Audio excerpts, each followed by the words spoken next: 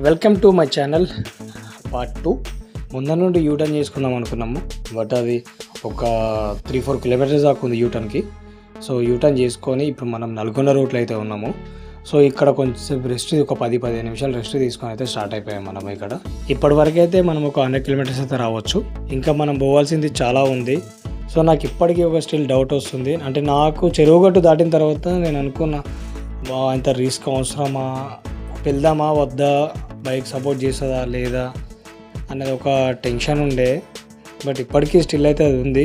But ఏదైతే అది దేవుని మీదనే భారం వేద్దాం. ఒకసారి లెఫ్ట్ సైడ్లో చూడండి, చార్మినార్ లాగా ఎంత బాగా కట్టారో, అది ఐరన్తో బాగుంది చూడనీకి. నేను ఈ అరుణాచలం రైడ్ని ప్లాన్ చేసింది జస్ట్ ఒక 2 days బ్యాకే. జస్ట్ ఇట్లా అనుకున్నాం, స్టార్ట్ అయిపోయాము. సో మాతో పాటు ఎవరైనా వస్తారా అని అడిగితే అంత బైక్ మీద అంతా నేను రిస్క్ చేయలేను రాము అన్నారు. మీరు ఎప్పుడైనా గమనించండి, ఒక 20 days 15 days బ్యాక్ ప్లాన్ వేస్తారు, లాస్ట్కి వచ్చేసరికి అది బిస్కెట్ అవుతుంది.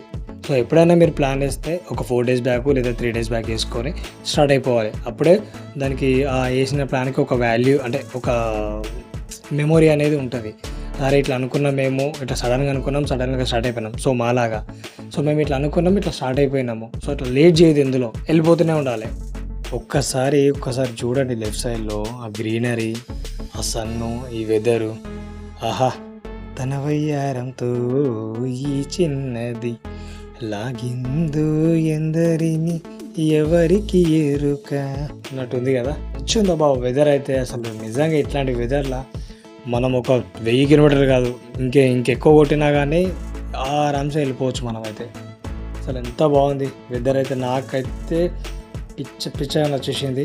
సో మీకు కూడా నచ్చింది అనుకున్నాను. మీకు ఈ వెదర్ ఎలా అనిపించిందో నాకైతే కామెంట్ చేయండి.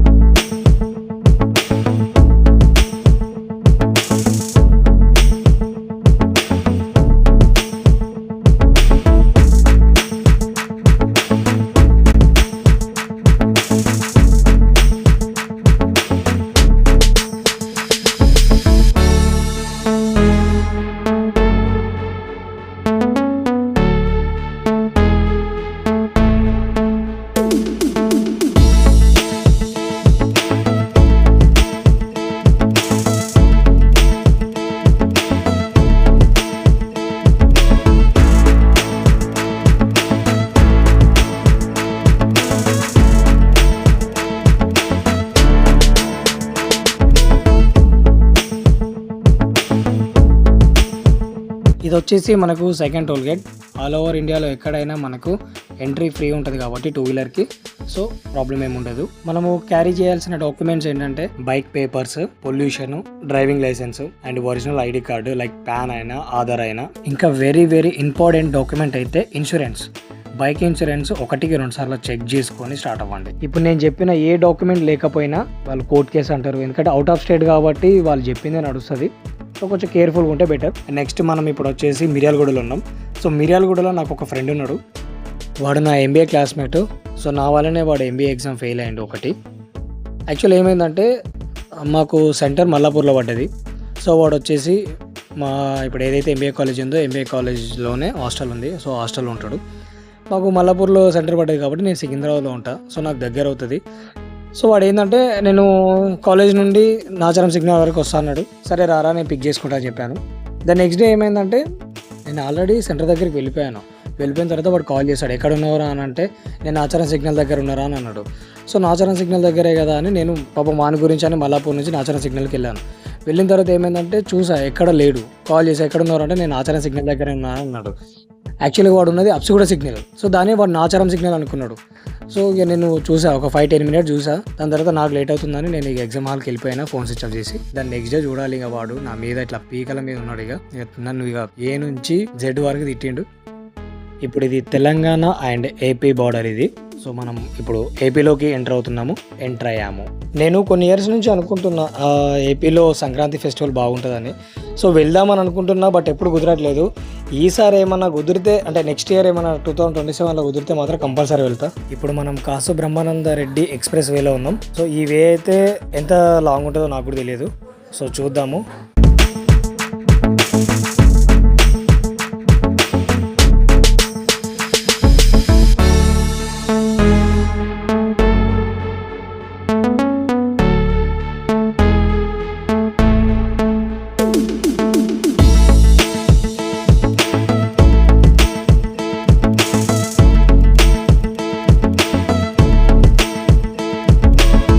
నేను మార్నింగ్ నుండి రైడ్ చేస్తున్నా కాబట్టి కొంచెం నేను రెస్ట్ తీసుకోవడానికి మా వానికి అయితే బండి ఇచ్చాను.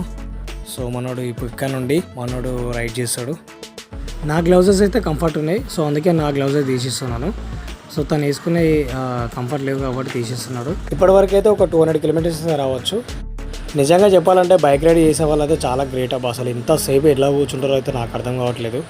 సో మేము అంటే మనకు అలవాటు లేదు, బట్ వన్స్ అలవాటు అయితే మాత్రం ఆరామ్సే వెళ్ళిపోవచ్చు. బైక్ రైడ్ చేసినంతసేపు ఇప్పుడైతే ఏమనిపించలేదు. ఇప్పుడు బ్యాగ్ కూర్చుంటా కదా, నా ఫీలింగ్ ఎలా ఉందో ఇప్పుడు నేను మీతో షేర్ చేసుకుంటా.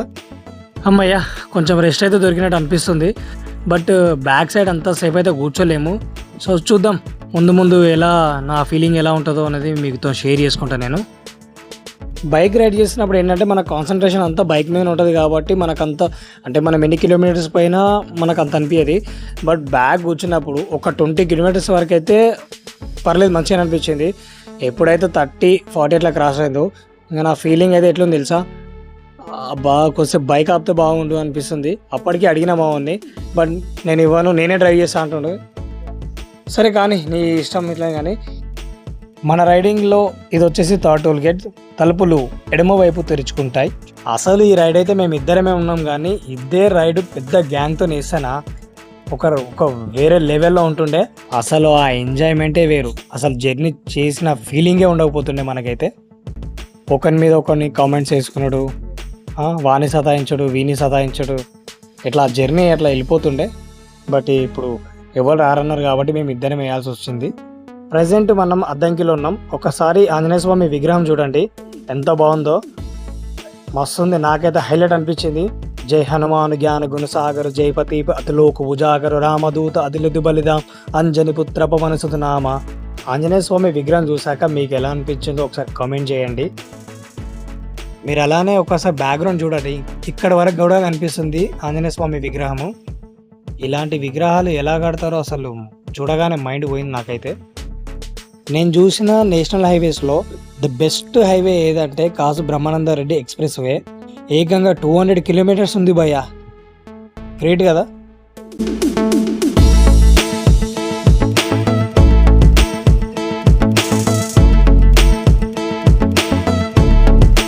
మన రైడింగ్లో ఇది వచ్చేసి 4th టోల్ గేట్. ఈ వీడియో మీకు నచ్చినట్టయితే లైక్ చేయండి, షేర్ చేయండి, కమెంట్ చేయండి. పార్ట్ 3లో మళ్ళీ కలుద్దాం. Bye bye, take care. అన్నట్టు నా ఛానల్ని సబ్స్క్రైబ్ చేయడం మర్చిపోకండి. Thank you.